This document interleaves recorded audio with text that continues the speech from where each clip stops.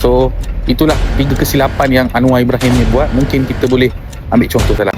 Hari ni saya dapat satu cerita yang agak menyedihkan lah, daripada salah seorang sahabat saya. Saya letak nama dia Anwar Ibrahim lah.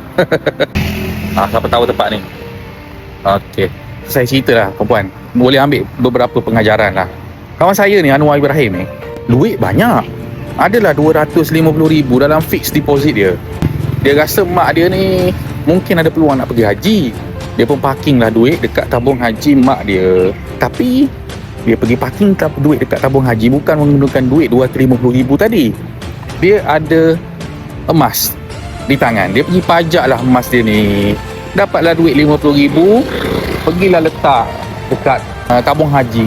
Konon-kononnya nanti bila mak dia dapat pergi haji, dia boleh support lah dengan duit tu. Pun cakap dia masukkan duit tu atas sebab